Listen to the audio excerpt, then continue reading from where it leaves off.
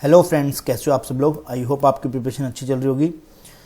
तो SBI clerk mains सबसे ज़रूरी चीज़ है कि मॉक में स्कोर कार्ड आपका 70 से 75 आना चाहिए। ठीक है, मतलब आप जितने भी मॉक दे रहे हो, यदि आप इसके आसपास में नहीं हो तो आपको अभी और ज़्यादा प्रैक्टिस करने की नीड है।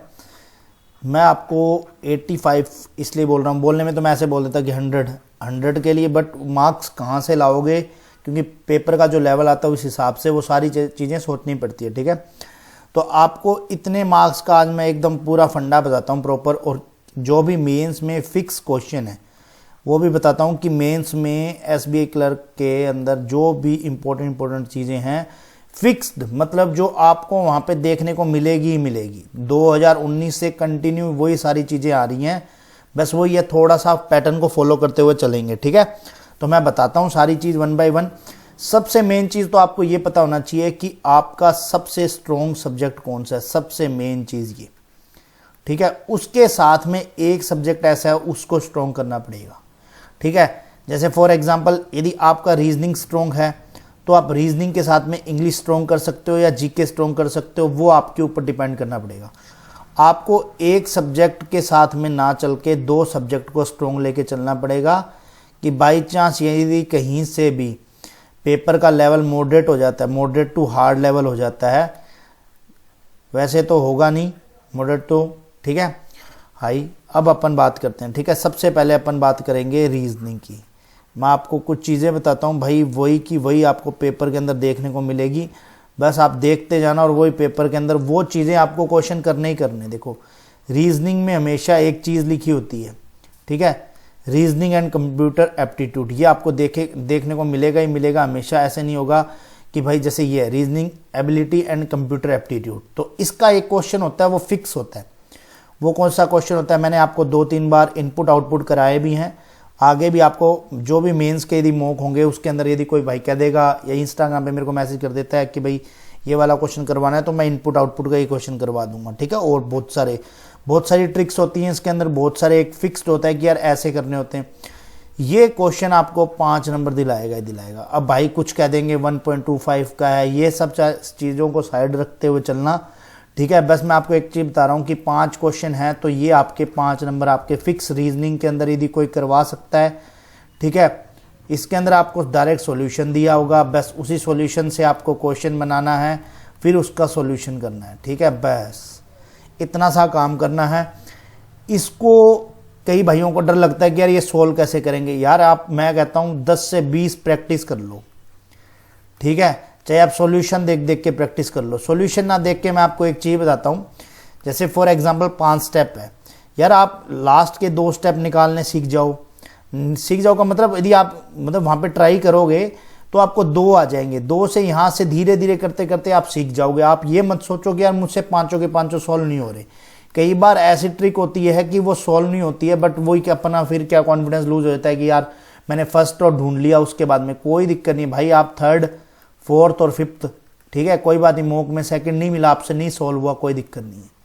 ठीक है, देन आप सॉल्यूशन देखोगे तो आपको वो चीज़ सॉल्व हो जाएगी और आपको एक कॉन्फिडेंस आएगा कि यार मेरे से यार इस लाइन में ये गलती हो रही थी। मैं इस जहाँ तक अपना जा सकता है स्ट्रॉन्ग पार्ट, जहाँ तक अपना माइंड लग सकता है उतना माइंड यूज़ करना उसके अंदर, उसके बाद में नहीं हो तो कोई दिक्कत नहीं है। ठीक है, बट आप प्रैक्टिस कहाँ करोगे, मॉक में ही तो करोगे, एग्जाम में जाकर डायरेक्ट थोड़ा प्रैक्टिस करोगे। तो ये सारी चीज़ें हैं। आपको यदि 4 लाइनें भी मिल रही है, 2 भी मिल रही है, धीरे धीरे वो 5 लाइन में कन्वर्ट हो जाएंगी, पूरी की पूरी इनपुट आउटपुट आपसे सॉल्व होगा। सबसे मेन इंपॉर्टेंट टॉपिक एक तरह से मान लो जो 5 नंबर दे के जाएगा। फिर एसबीआई की सबसे फेवरेट, एसबीआई क्लर्क की, ठीक है, सबसे फेवरेट पजल है, आपको मैं बता देता हूं कि 9% होंगे, ठीक है, या 7 होंगे, बट अभी तक 9 का ही चल रहा है हिसाब किताब। ठीक है, 9 वाले में क्या होगा, 4, 3 और 2 ऐसे करके बैठे होते हैं, 1 से अधिक लोग होंगे।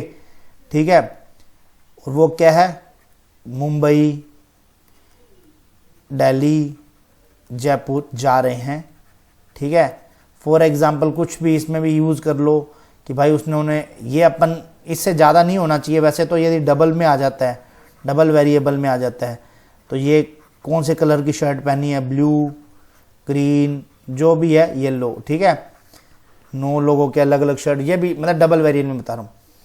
इस पजल के अंदर आपको हमेशा दिखेगा नेगेटिव, एक भी लाइन आपको पॉजिटिव नहीं दिखेगी।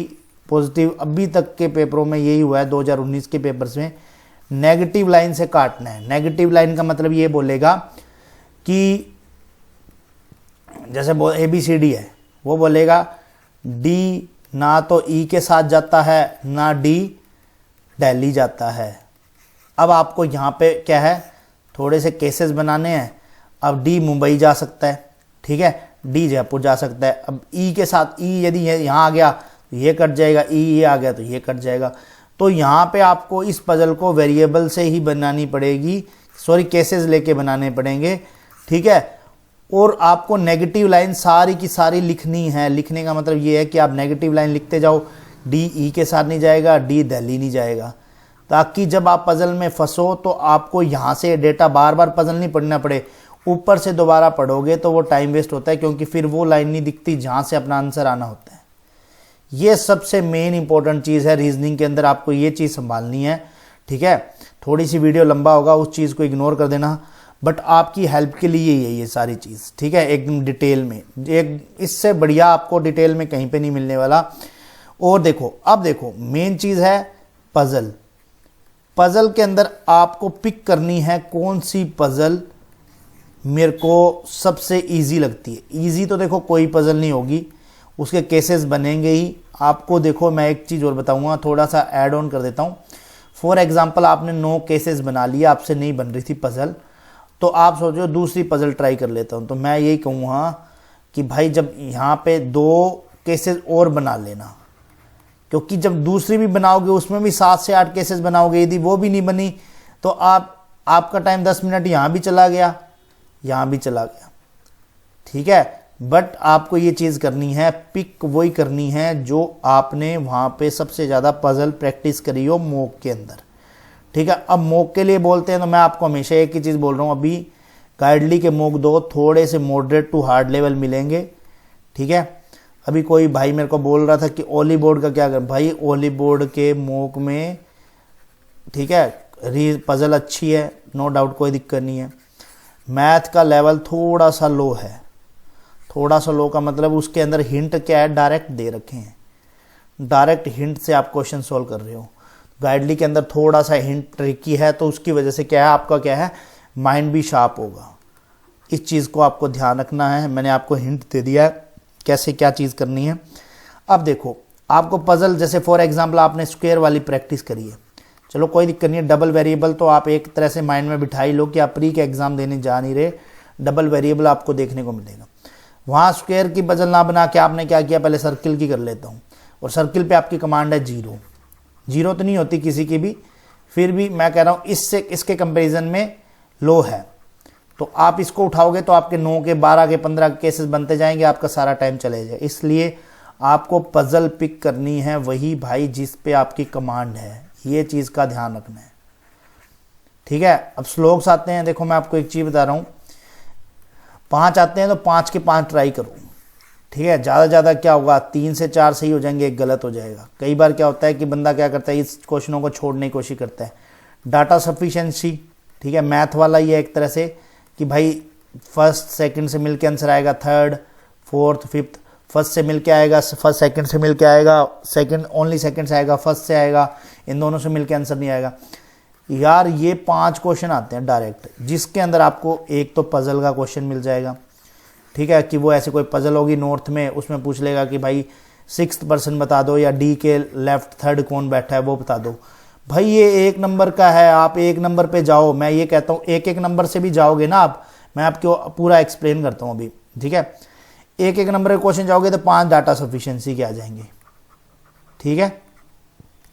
ब्लड रिलेशन के आपको क्वेश्चन देखने को मिलेंगे, ब्लड के ना मिलेंगे तो डायरेक्शन के मिलेंगे। ब्लड का यदि क्वेश्चन नहीं आएगा तो मैं आपको बताता हूँ DI में फंसाएगा वो, सॉरी DI में नहीं, पजल में, वो ब्लड रिलेशन की पजल बनवा देगा।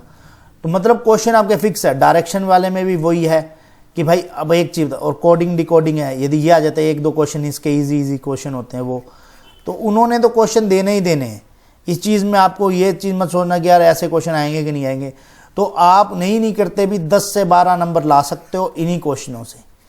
तो आपको ये ध्यान रखना है कि आपकी कमांड किस पे सबसे ज़्यादा स्ट्रोंग है, और मॉक में वो अपनी कमांड को एक अच्छे से माइंड सेट कर लो कि यार ये क्वेश्चन मुझे करना ही करना है हमेशा।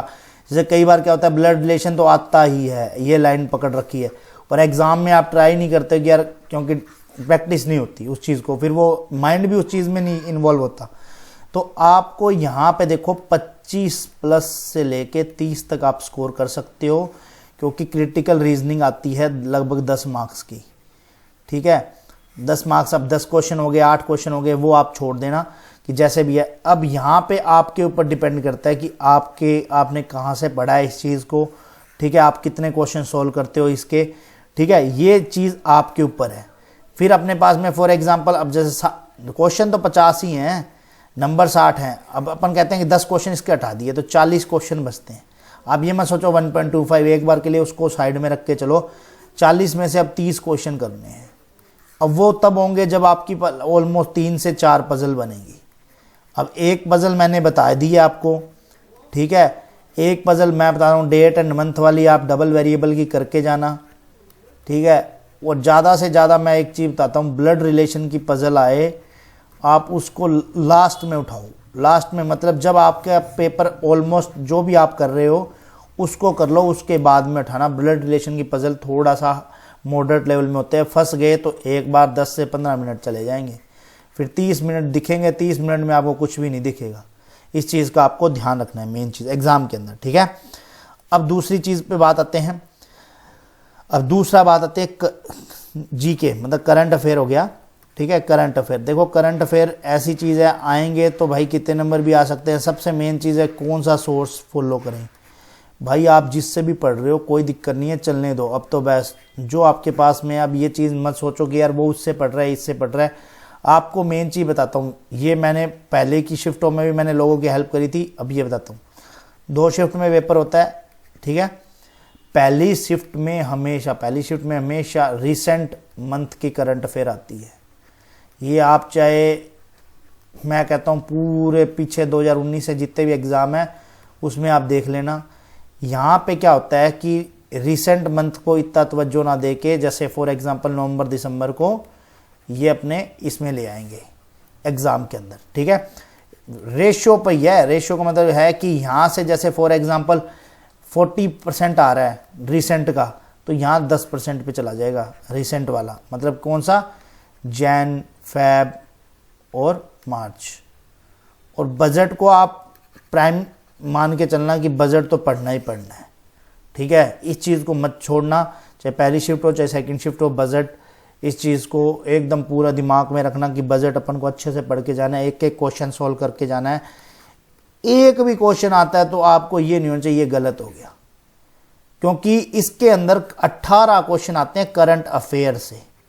करंट अफेयर का मतलब आपने कहीं से भी करंट अफेयर पढ़ा है तो 18 से 20 क्वेश्चन आपको मिलेंगे डायरेक्ट। अब डायरेक्ट का मतलब ये होता है यार, जैसे मैं बताता हूँ, जैसे फ्रीडम इंडेक्स है।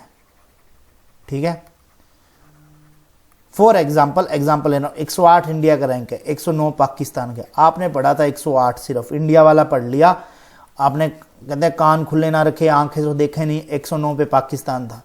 उन्होंने क्वेश्चन ऐसे बनाते हैं आजकल SBI में कि पाकिस्तान का रैंक 110 रैंक पाकिस्तान लिख दिया, इंडिया से ऊपर किसका रैंक था वो आपने नहीं देखा। जैसे फॉर एग्जांपल यहाँ पे ऑस्ट्रिया लिख दिया। ठीक है, ऑस्ट्रिया का तो और ऊपर है, बट मैं एग्जांपल ले रहा हूँ। ठीक है, वो लिख दिया ऑस्ट्रिया, आपने ध्यान नहीं दिया तो आपका फ्रीडम इंडेक्स पढ़ा हुआ सारा वेस्ट चला जाएगा। इसलिए आपको क्या करना है, टॉप के 3, इंडिया के ऊपर कौन था, इंडिया के नीचे कौन था, और बस पाकिस्तान को देख लेना थोड़ा सा, बस इस चीज़ को देख के चलना ऊपर नीचे, ताकि आपका इस टाइप से कोई भी क्वेश्चन आए तो वो चीज़ भाई गलत नहीं होनी चाहिए, क्योंकि आपका पढ़ा हुआ टॉपिक वहाँ जाके आप कहोगे यार मैंने ये तो पढ़ा था, बट फिर वो वहाँ पे वेस्ट हो जाएगा। फिर आपके ये 18 करंट फिर आपको लगेंगे यार 12 ही आए थे भाई, वो पाकिस्तान वाला तो कुछ और पूछा था। तो इस चीज़ का आपको ध्यान रखना है। स्टैटिक बैंकिंग देखो, जितनी पढ़ के जाओगे वो आपको 10 से 12 नंबर दिलाएगा। ठीक है, थोड़ा सा डीप में पढ़ के, आर्टिकल पढ़ के जाना पड़ेगा, थोड़ा सा जहाँ से भी आप अपनी तरफ से पढ़ सकते हो। ठीक है, RBI की कोई न्यूज़ मत मिस करना। ठीक है, PIB न्यूज़ आपने सुना ही होगा, ठीक है। PIB नहीं तो आप सर्च कर लेना, वहाँ पे आपको बहुत सारी न्यूज़ मिल जाएंगी, ठीक है। RBI से रिलेटेड वो सारी चीज़ें आपको अच्छे से डिटेल में पढ़ के जानी है। ये मेन चीज़ मोटो रखना है आपको पढ़ते वक्त, ठीक है। और बाकी देखो जो करंट अफेयर ऐसी चीज़ है, आने में आपके 20 नंबर भी आ जाएंगे, नहीं आने में 10 भी नहीं आएंगे, आने में 30 भी आ जाएंगे। ये सब्जेक्ट ऐसा है कि ये आपके रिवीजन पे और आप कौन से सोर्स को अच्छे से फॉलो कर रहे हो, एटलीस्ट 2 सोर्स होने चाहिए आपके पास में। 2 सोर्स इसलिए कि फॉर एग्जांपल किसी में 12 करंट अफेयर है एक दिन की, तो वहाँ से 3 और ऐड ऑन हो जाती है तो ऑलमोस्ट कवर हो जाएगी। बस इतना सा फर्क होता है, इस चीज़ का आपको ध्यान रखना है, ठीक है।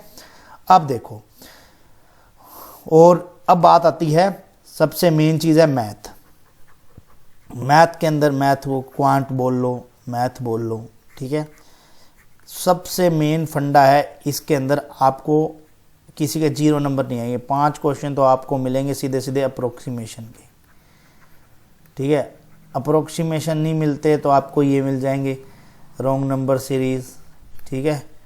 रॉन्ग नंबर सीरीज़ नहीं मिलेगी तो आपको क्वाड्रेटिक मिल जाएगा। ये 5 नंबर आपके फ्री के हैं, ठीक है। मैं भी कुछ चीज़ें लिख रहा हूँ, अरिथमेटिक, ठीक है। ये 10 क्वेश्चन होंगे। आप सोचो कि 5 क्वेश्चन 5 टॉपिक हम अच्छे से करके जाएं जो हमारी हेल्प कर दे वहाँ पे जाके, ठीक है। जिसमें आपको ट्रेन का क्वेश्चन आपको मोस्टली देखने को मिलेगा, मिक्सचर एलिगेशन देखने को मिलेगा, SICI का देखने को मिलेगा, पार्टनरशिप का देखने को मिलेगा, ठीक है। डेट वो क्या कहते हैं, मिक्सचर एलिगेशन हो गया, एक टॉपिक अभी याद नहीं आ रहा, चलो याद आ जाएगा तो बता दूंगा। 2 कैशलेट DI होगी, ठीक है, ठीक है। वो ये हो गया, 2 कैशलेट DI होगी। और उसके बाद में देखो टेबल वो रेशियो, टेबल के अंदर रेशियो वाली एक DI होती है, ठीक है। वो आपको ऐसे मान लो इम्पोर्टेंट है, वो आपको मिलेगी ही मिलेगी।